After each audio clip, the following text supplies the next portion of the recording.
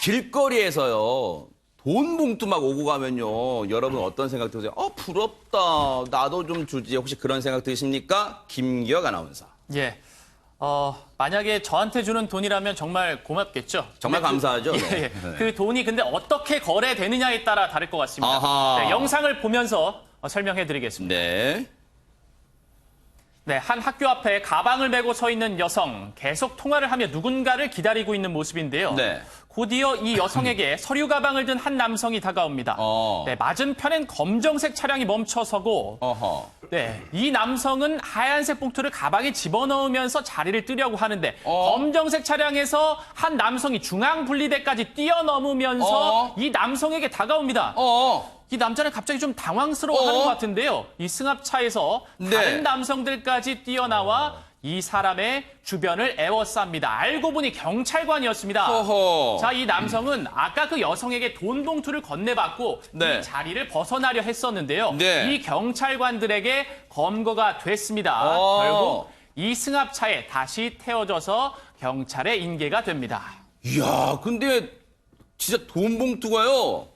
두둑합니다. 그냥 이 정도 두께예요. 육안으로 봐도요. 그런데 김복준 의원님. 네. 어떻게 저걸 딱 알고 경찰이 승합차로 멈추고 뛰어와서 바로 잡았을까요? 이게 24일 날 오후 1시 반경에 이제 강남구에 있는 한 초등학교 앞에서 이제 있었던 일인데요. 아하. 아마 그 시간대에 이 지금 뛰어오는 사람들은 그 수서경찰서 강력 2팀 형사들이에요. 그래요? 이들이 아마 점심 식사를 하고 네. 그 인근의 다른 절도 사건 수사를 위해서 현장으로 가고 있다가 차량 좌측편 그 초등학교 정문 앞에서 20대 여대생으로 보이는 여성이 네. 두툼한 이 돈이 들어있는 걸로 추정되는 그거를 가방을 메고 온 남성한테 건네는 모습이 진짜 두껍네요. 와. 보여졌거든요. 네. 네네. 이거 아마 경찰관이 딱 보는 순간 직감적으로 보이스피싱이다 하고 인식했을 거예요. 세상에. 왜 그러냐면 네. 이 범죄 수법에 대한 그 학습 효과가 경찰들은 있어요. 그래요? 수시로 이 보이스피싱 관련된 거를 교육도 받고 그리고 또 일정 부분 그 형사의 촉도 작용을 하는 것이죠. 네. 그러니까 일단은 뛰어가서 두 사람 간에 어떤 관계로 이거 돈을 주고 받는지 여부를 따졌겠죠.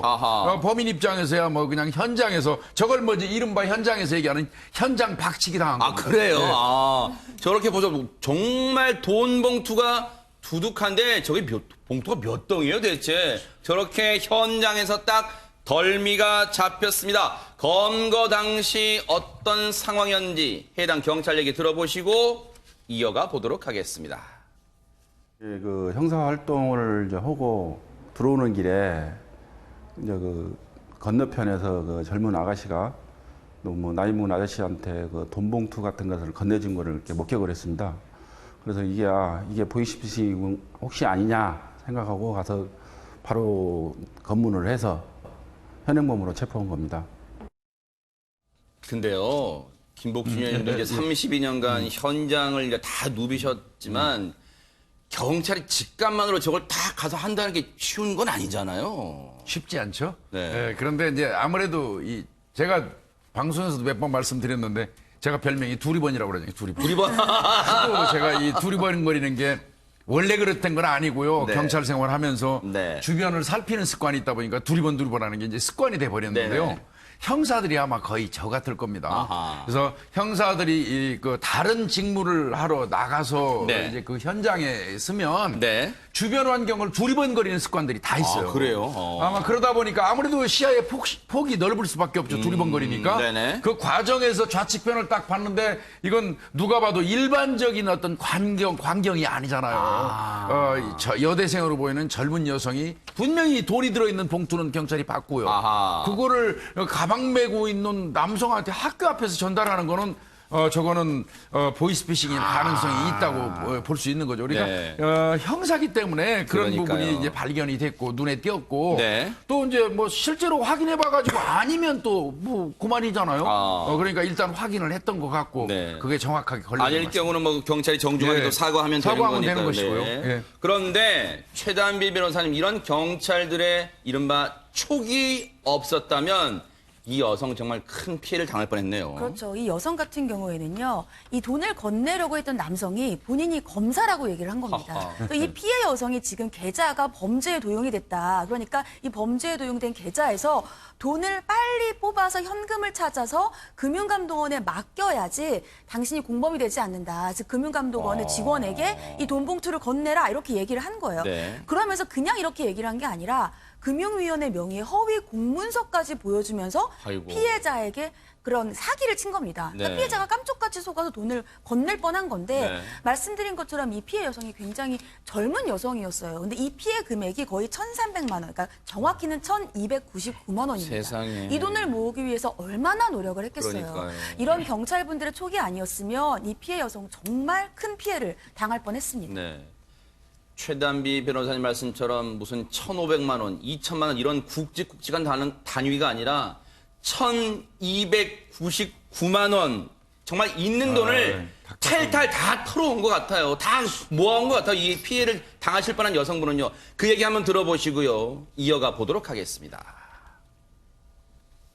서울지방검찰청 제 명의가 도용이 돼서 뭐 대포통장 이런 게 개설이 돼서 피의자로 고소가 된 상태다. 그래서 세상에 전액 현금으로 뽑아오라고 했대. 이제 방송을 보시는 분들은 아유 그걸 믿어. 다 현금 뽑아라고 좀 이상한 거 아니야 하겠지만요. 실제 주변에 제가 피해를 당하신 분 얘기를 들어봤는데요. 그냥 정말 감쪽같이 속는데요. 김호인 변호사님, 피해자분들이 이 여성 피해를 보려고 했지만 이 여성분은요.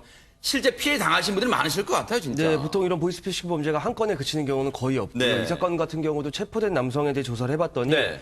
지난달 21일부터 24일 동안 똑같은 수법으로 검사를 사칭해서 세 차례에 걸쳐서 무려 4,300만 원의 세상에. 돈을 편취를 했습니다. 이제 그중에 이번에 회수된 1,299만 원 제외한 약 3천만 원의 행방을 쫓고 있고요. 네. 저희 뉴스파이터 시청자들한테 제 거듭 부탁드리고 싶은 말씀은 절대로 경찰청에서 어떤 뭐 이런 뭐 대포 통장 수사를 할 때 밖으로 돈을 가져오라고 밖에서 만나자고 하는 경우는 대한민국 그 개국 이래 단 한 번도 없습니다. 이른바 일도 없어요? 단 한 건도 없습니다. 뭐 네. 김복진 의원님 잘 아시겠지만 밖으로 나오라고 한다면 정말 100% 이상 거짓말입니다. 그러니까 절대로 네. 현혹되지 마시고 그런데도 뉴스파이터에서 여러 차례 말씀을 드리는데도 김동철 원장님 이런 피해자분들이 나오고 계속 뉴스가 나오는 이유는 뭘까요? 지금 현재 피해를 당하신 이분도 사회 초년생이시잖아요. 자, 보통 사회 초년생들이 경험도 많이 없고 그리고 또 사실 사회에 대한 두려움이 사실 많이 있거든요. 아하. 그런데 정보를 명확한 정보인 것처럼 위조를 해서 뭐 증명서도 보여주고 네. 그리고 여기 지금 피해를 당했을 때 네. 사실 홈페이지도 경찰청 홈페이지, 검찰청 홈페이지를 따서 만들었다 얘기를 하거든요. 네. 그러니까 모든 것들이 진짜인 것처럼 보이고 네. 반복적으로 두려움과 공포를 계속 심어줍니다. 네. 그러면 자신이 판단해야 되는 기준이 흐트러지기 때문에 네. 사회 초년생들은 정말 조심해야 그러니까요. 됩니다. 그러니까 뉴스파이터를 평소에 많이 보셔야 되는 거예요. 그래서 감을 잃지 않아야 되는 겁니다. 그런데 잡고 보니까 김호인 변호사님, 이 사람이 그러면 보이스피싱에 처음부터 끝까지 다 지휘한 사람이에요? 이 사람은 역할은 대체 뭐였습니까? 보통 저렇게 현장에서 체포되는 사람들은요, 총책이 아니라 최말단의 현금 수거책입니다. 그래요? 예, 그래서 사실은 총책은 보통 이제 중국에 있거나 우리가 이제 압수수색 영장을 칠 수 없는 SNS를 이용하거든요. 그래서 잡히질 않고 현장에서 저렇게 잡히는데 보통 저런 분들이 그 구직 사이트에 고수익 알바라는 이제 그 제목으로 글이 올라오거든요. 그러면 이제 뭐 건당 택배 한 건당 5만 원, 10만 원, 또 아니면은 뭐 저런 편취 금액이라고는 안 써 있죠. 전달 금액의 5%. 네. 이건 사실 굉장히 큰 금액이거든요. 근데 네. 본인은 몰랐다고 이 남성 주장하지만 법원에서는 이런 변명 통하지 않습니다. 수사기관에서는. 네. 그 이미 이 자체로 미필적 고의가 있다고 보고 네. 체포가 되고 그리고 이 정도면 실형이 보통 요즘에는 기본 1년 정도부터 시작하거든요. 그러니까 고수익 알바라는 그런 그 문구에 절대로 현혹되시지 말고 네. 그 발을 들이는 순간 내가 이미 범죄의 길로 들어섰다 이렇게 생각하시면 됩니다. 단순히 고액을 주는 알바인 줄 알았고 보이스피싱 범죄인 줄 몰랐다고 발뺌은 하지만 이게 믿겠습니까? 그런데요, 최단비 변호사님, 이게 앞서 우리 김호인 변호사님 말씀처럼 이 잡힌 사람이 이 보이스피싱 조직의 말단, 꼬리라는 점이 좀 진짜 걸려요, 마음에. 그렇죠. 하지만 이 꼬리이기 때문에 이 꼬리를 먼저 여기에 수사를 하고 이 꼬리를 점점 타고 올라가서 가장 위에 있는 총책 등을 추가로 수사를 해야겠죠. 그렇기 아하. 때문에 현재 경찰은 이 전달책에게 사기, 즉 보이스피싱으로 금전을 편취하려 했으니까 사기이고 네. 또 금융감독위원회 허위 공문서를 보여줬잖아요. 그러니까 네. 위조 공문서 행사 혐의로 현재 검찰에 송치를 한 상태이고요. 이 전달책을 통해서 보이스피싱 등의 총책 등의 공범을 추가로 조사할 계획이라고 합니다. 아하. 근데 김복준 의원님 예. 앞서 우리 수서경찰서 강력 2팀장 강만수 팀장님이 27년차 강력계 베테랑 형사랍니다. 김복준 형님 할 것 같아요. 아마 후배시잖아요. 네. 후배죠. 뭐 네. 당연히 후배죠. 몇 가지 좀 부탁을 좀 드려야 될 것 같아요. 네. 그 우리 시청자분들, 국민 여러분들 있잖아요. 수사기관이라든지 무슨 금감원이라든지 은행이라든지 이런 데서 전화가 와가지고 업무 처리하면서 현금 차지라는 거는 아까 우리 김호인 변호사님 말씀하신 것처럼 그건 뭐 100%가 아니라 5만 %입니다. 아하. 이거는 가짜입니다. 대한민국의 검사가 직접 현장 나가갖고 네. 몸소 나가서 수사하는 경우 거의 드물어요. 아하. 그런 일 없으니까 네. 그런 전화 어디 기관입니다 하고 전화하면 그냥 끊어버리세요. 아. 네, 끊어버리고 꼭 필요하면 어떤 형태로건 관에서 다시 연락합니다. 믿을 수 있는 방법으로 다시 연락하니까 네. 여기 뭐 경찰청이네요, 여기 검찰청이네요, 어쩌고 전화 오면요, 네. 그냥 끊어버리시는 게 좋겠고요. 네. 그러면 이제 피 안 나갈 것 같고 그리고 그 범죄 개입하는 지금 이런 젊은이들 네. 뭐 5%를 받기로 했네, 얼마를 받기로 했는데 근데 한 번 정도는 대한민국 국민으로 태어나서 양식을 좀 본인의 그러니까요. 좀 생각을 좀 해보시기 맞아요. 바랍니다. 네. 범죄를 해도 말이죠. 네. 우리 국부가 우리 돈이 해외로 유출되는 그런 일에 가담하는 거예요. 네. 범죄를 해도 종류가 있고 질이 있는 거예요. 네. 네? 우리 국내 재산을 해외로 빼가는데 동참해서 범죄 짓을 해야 되겠습니까? 네. 그래서 도와주는 이 사람들 진짜 좀 정신 차렸으면 좋겠다는 생각이 들어요. 그러니까요. 그런 일말의 양심이라도 있는 사람 같으면 애초 이런 짓을 진짜 안 하겠죠. 정말로 김복준 의원님의 말씀이 뼈저리게 다가올 것 같습니다.